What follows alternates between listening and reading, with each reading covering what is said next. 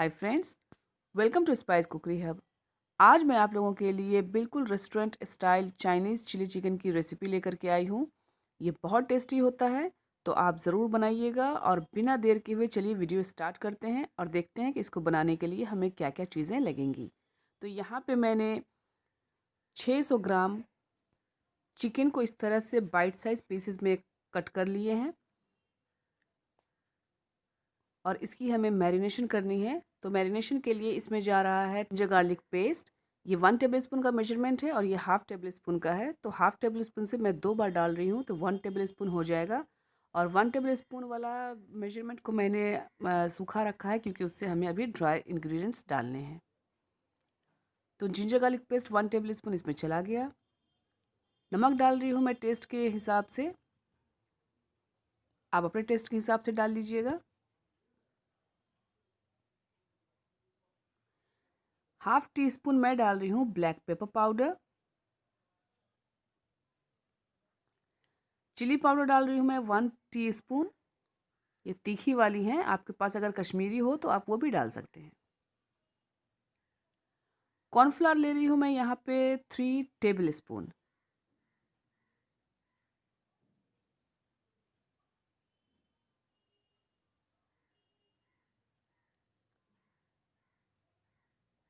और साथ ही मैदा भी ले रही हूँ 3 टेबल स्पून। दोनों चीज़ों की क्वांटिटी मैंने बराबर रखी है, मैदा और कॉर्नफ्लावर की, लेकिन आप उसमें भी कम या ज़्यादा कर सकते हैं। चॉप ग्रीन चिली मैं डाल रही हूँ, ये ऑप्शनल है, आप चाहें तो डालिए वरना स्किप कर दीजिए।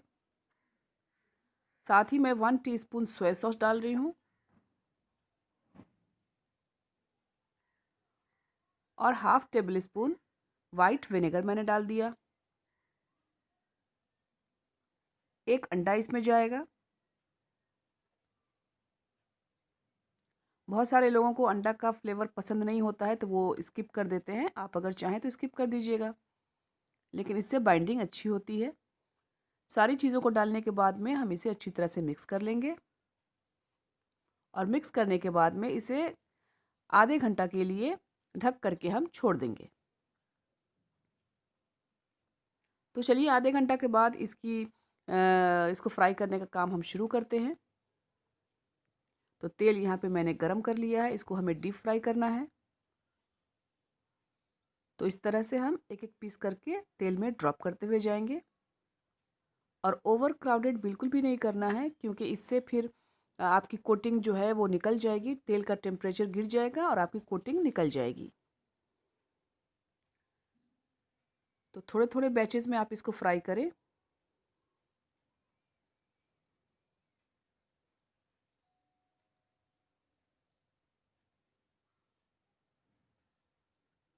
तो चिकन मैंने इसके अंदर डाल दिया है और इसे हमें बहुत ज़्यादा कुक नहीं करना है, सिर्फ 2 मिनट हमें कुक करना है।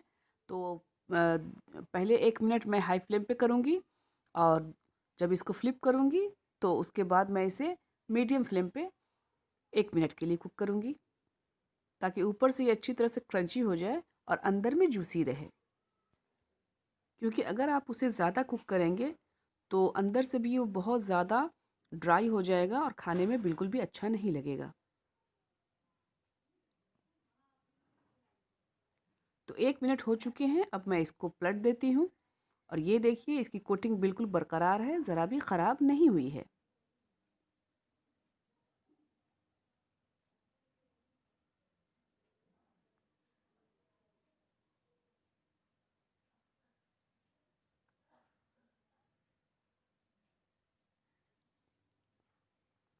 तो 2 मिनट के बाद ये इस तरह से अच्छी तरह से गोल्डन हो चुका है। अगर 2 मिनट के बाद भी आपका इस तरह से गोल्डन ना हो तो आप थोड़ी देर और हाई फ्लेम पे इसको गोल्डन कर लें, उसके बाद निकाल लें। तो सारे बैचेस को मैं इसी तरह से फ्राई करके निकाल लेती हूँ, उसके बाद आपको बताती हूँ आगे क्या करना है।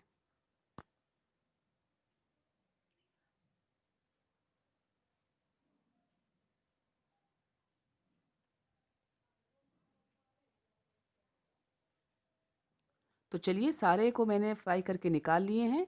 अब आगे इसकी तैयारी करते हैं। यहाँ पे मैंने दूसरे पैन में 1 टेबल स्पून तेल को गरम कर लिया। ये वही तेल है जिसमें मैंने चिकन को फ्राई किया था। और इसमें मैंने डाल दिया है ये चॉप किया हुआ गार्लिक। 6 से 7 कलियां मैंने गार्लिक की लेकर के उसको चॉप कर ली थी, वो मैंने इसमें डाल दी हैं। आप इसके साथ चॉप की हुई अदरक भी डाल सकते हैं, लेकिन अदरक मेरे पास नहीं है तो मैंने उसको नहीं डाला है।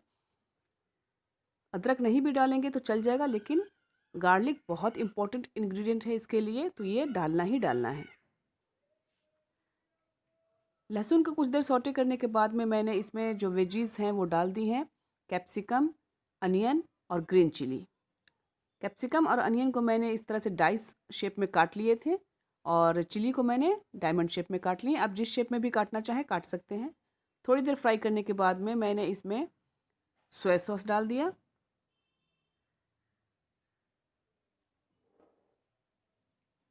टू टीस्पून मैंने इसमें सोया सॉस अभी डाला है, बाद में मैं फिर से थोड़ा डालूंगी। और सोया सॉस डालने के बाद में इसको मैं एक क्विक स्टर दूंगी और सॉल्ट और पेपर से इसको सीजन कर लूँगी।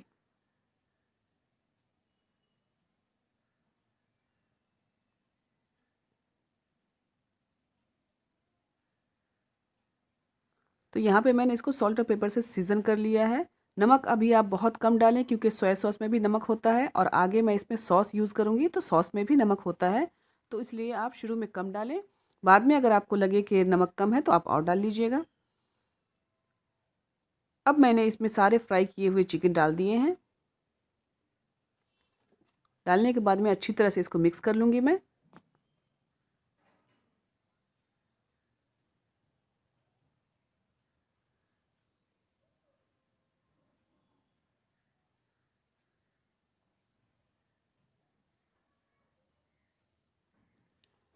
मिक्स करने के बाद में मैं यहाँ पे डाल रही हूँ ग्रीन चिली सॉस।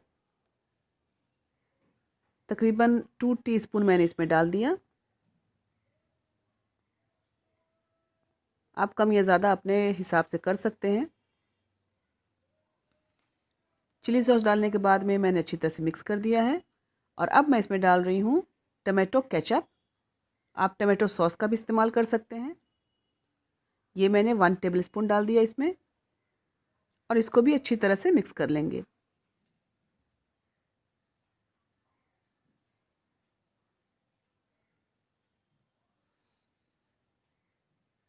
इस वक्त आप फ्लेम को मीडियम रखें, नहीं तो सॉस वगैरह सब जल जाएंगे।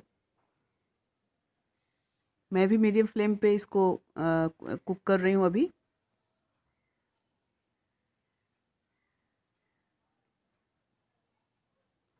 आप अजीनोमोटो का इस्तेमाल करना चाहें तो कर सकते हैं, लेकिन मैं अवॉइड करती हूँ, क्योंकि वो एक केमिकल होता है जो कि हमारी सेहत को बहुत नुकसान करता है। और यहाँ पे मैंने डाल दिया है पानी में घुला हुआ कॉर्न स्टार्च। मुझे कम ग्रेवी वाली चाहिए तो मैंने कम डाला है। अगर ग्रेवी आपको ज़्यादा चाहिए तो आप ज़्यादा पानी में कॉर्न स्टार्च को डाइल्यूट करके इसके अंदर डाल दें। और अभी भी मैंने फ्लेम को मीडियम रखा हुआ है, क्योंकि कॉर्न स्टार्च डालने के बाद में इसको थोड़ा पकना बहुत ज़रूरी होता है। अगर आप हाई फ्लेम पे पकाएंगे तो बहुत ज़्यादा जल्दी ये थिक हो जाएगा और सही से कुक नहीं हो पाएगा, जो कि हमारे पेट के लिए बहुत नुकसानदा है। तो आप भी इसको मीडियम फ्लेम पे ही कुक करें।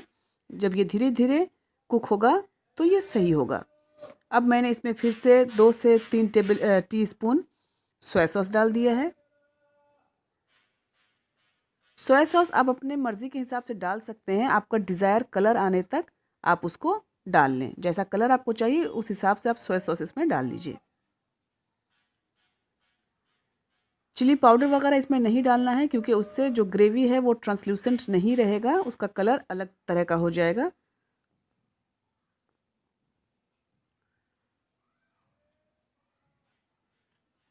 और इस रेसिपी में जो ग्रेवी होता है उसका जो कलर होता है वो ट्रांसल्यूसेंट ही होता है। तो अच्छी तरह से मैंने इसको कुक कर लिया है। ये अब करीब करीब ठीक हो चुका है इसका ग्रेवी।